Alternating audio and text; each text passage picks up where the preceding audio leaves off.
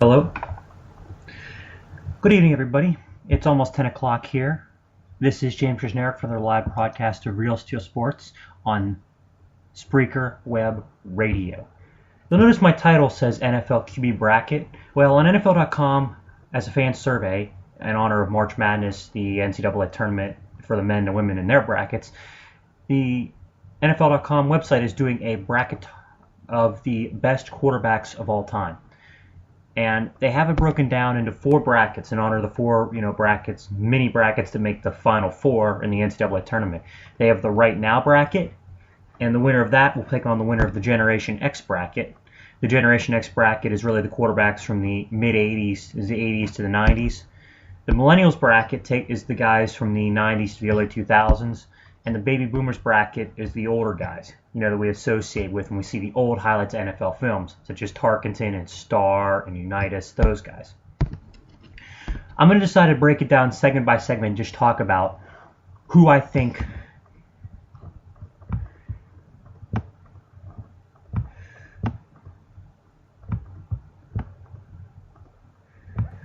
is better in every one of the matchups. And the matchups go as followed. The 1 versus 8 matchup is Tom Brady versus Eli Manning. The 4 versus 5 is Drew Brees versus Ben Roethlisberger. The 3 versus 6 is Aaron Rodgers versus Phillip Rivers. And the 2 versus 7 is Peyton Manning versus Russell Wilson. Now let's start off at the top. We've got Tom Brady, quarterback of the Patriots, 3 Super Bowl rings. Eli Manning, quarterback of the Giants, 2 Super Bowl rings. I'm going to say right now, obviously, that Brady would win this. And there's no doubt in my mind that Brady's the better quarterback because he's done more with less, and he's been so consistent over his career. If you look at Eli Manning's seasons, he's had 3 seasons with at least 20 interceptions, 2 with at least 25.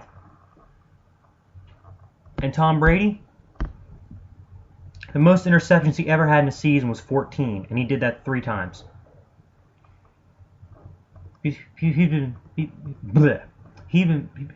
He's been so consistent throughout the course of his career. I couldn't get the words out of my mouth. He has been so consistent at the course of his career. Even last year, sure, his completion percentage, his touchdown interception ratio may have fallen off, but again, Julian Edelman was his best receiver. And no knock on Julian Edelman, but he's not more than a number 3 wide receiver on a really good team. Like, he probably would have had to really work to crack the starting lineup in Denver and all the receivers they had. Then you got Eli Manning. And you look at, he's had some very impressive seasons. You look at his 2011 season where he threw 16 fourth-quarter touchdowns throughout the entire season.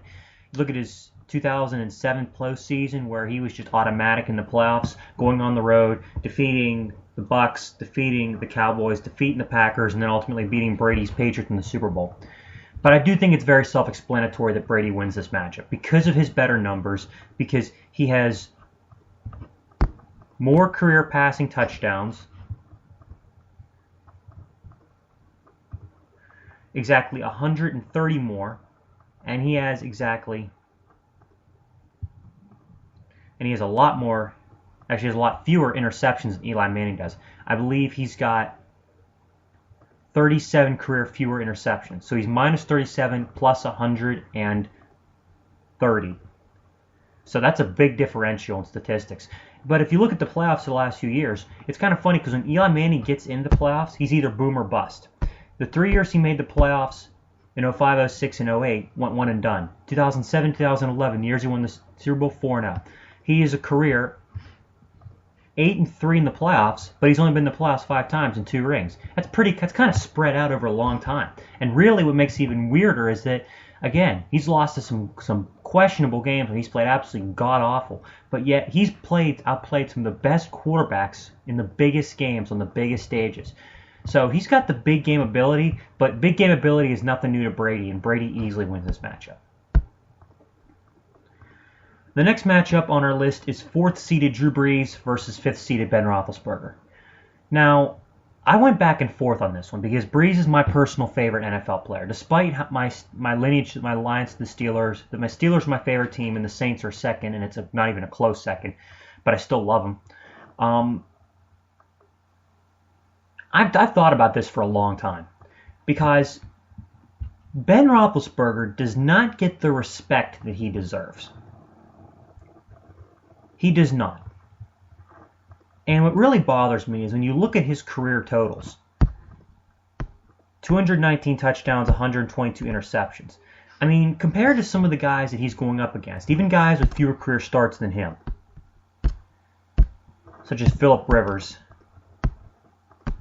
and Aaron Rodgers, their numbers just, their ratings and such looks much more impressive.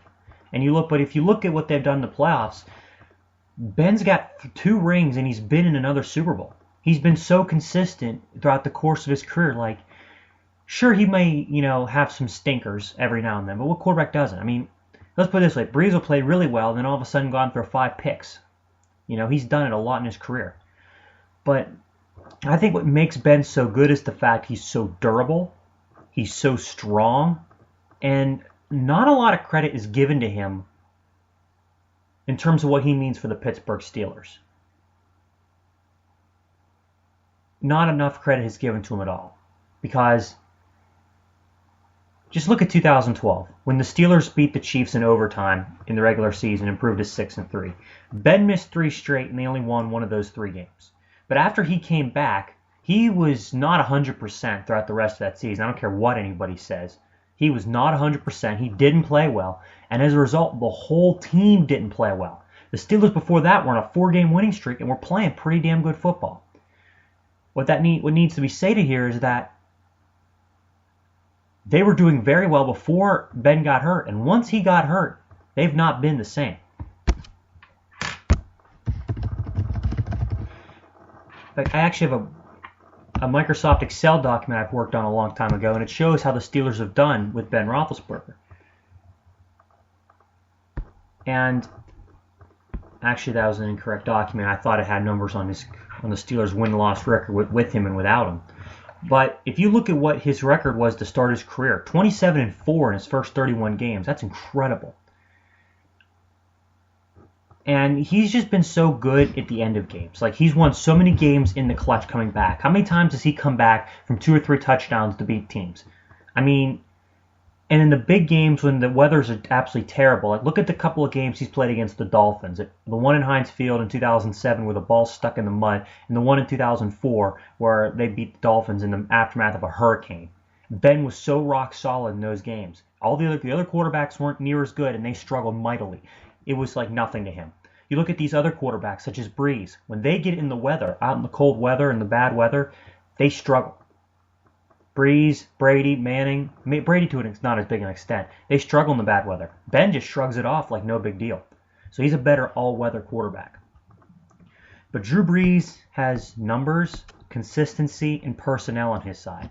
Drew Brees has, in his career, 2 seasons with at least 70% completion percentage, and he's only completed fewer than 65% of his passes 6 times.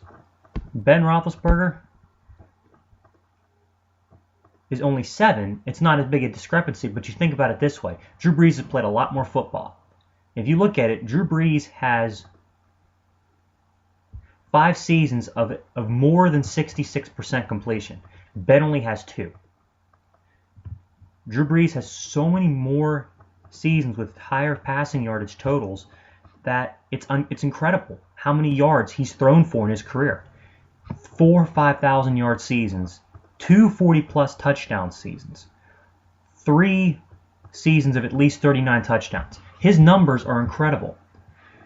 So really it comes down to what do you want in a quarterback? Do you want a guy who's a surgeon, who weather can throw him off, but when he's hot, he's on fire? Or do you want a guy that's a true backyard football player, a rugged quarterback, a beast, more or less? And honestly, when it comes down to it, you kind of, in the bad situations, you need the beast over the other guy. I initially was going to say Breeze would win this matchup, but I would absolutely take Ben Roethlisberger over Drew Brees, because as much as I love Drew, as much as I'd love to say he's a surefire Hall of Fame quarterback, which he is a first-ballot Hall of Fame quarterback, I would take Ben over him for several reasons. Number one, the best receiver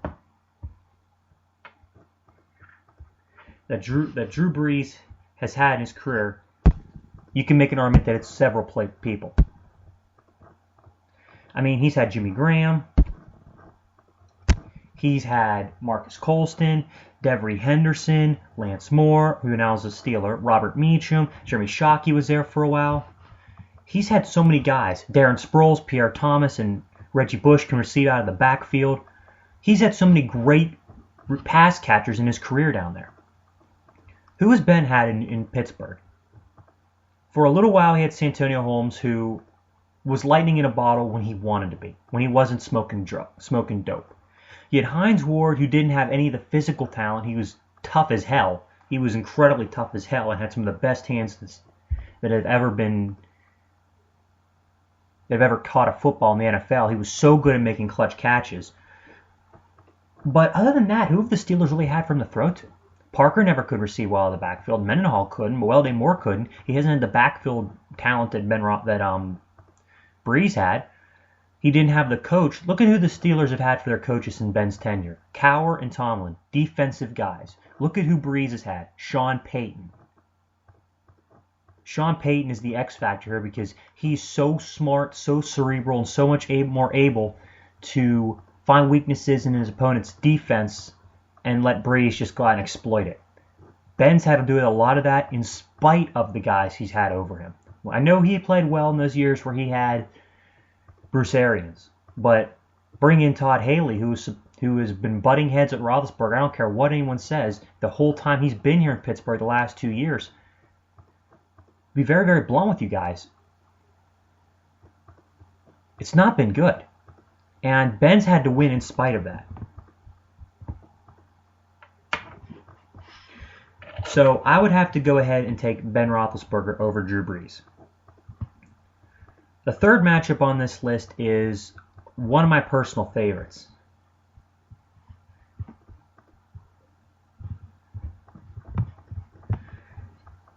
It's Aaron Rodgers versus Phillip Rivers. Two quarterbacks here. Not necessarily a big fan of either one of them because, one, the Steelers lost to the Packers in that Super Bowl, which I'm still trying to forget, and also because of the fact that, Rodgers at times can be kind of arrogant, and Phillip Rivers is just extremely cocky. But if you're going to pick a quarterback here, you've got to go with Aaron Rodgers. Rodgers is easily better than Phillip Rivers on his best day. Rodgers could play average, and he's still better than Rivers. You know why? Rodgers has mobility. He can scramble for first downs if he has to. What can Phillip Rivers do on 3rd and 5 when he needs 5 yards to run? He's as slow as a statue. He's slower than molasses. He's not getting you that first down.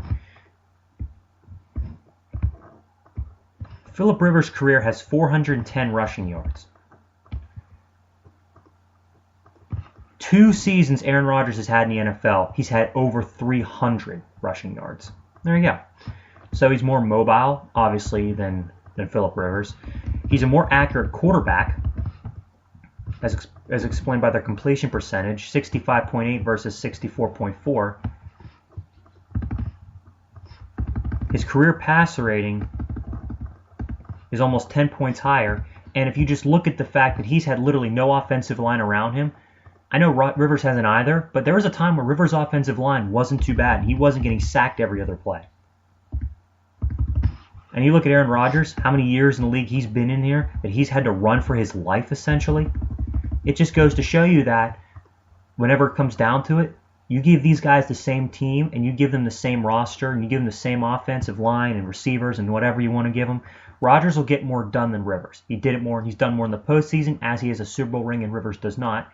And whenever the big games come up, Rodgers plays much better. So I think you definitely go with Aaron Rodgers over Phillip Rivers here. And the final one is a rematch of the Super Bowl we just saw. The Seahawks Russell Wilson versus the Broncos Peyton Manning. This is a no-brainer. Russell Wilson has been phenomenal in his career early on. He's got a Super Bowl win in his second year. His career playoff record is 4-1. But he's no match for Peyton Manning. If you gave them the same team and you asked them to go win, Manning will beat them every single time. Because Manning is, albeit he's struggled in the playoffs in his career, but so much more prolific, so much more incredible accomplishments so far in his career. Overall, he's a much more consistent player. He's been in the league so long. And then again, Russell Wilson's only been in the league 2 years. It's really tough to judge because he's only 25. Peyton Manning's going to be 38 tomorrow, ironically. How about that? I didn't even see that coming. but more or less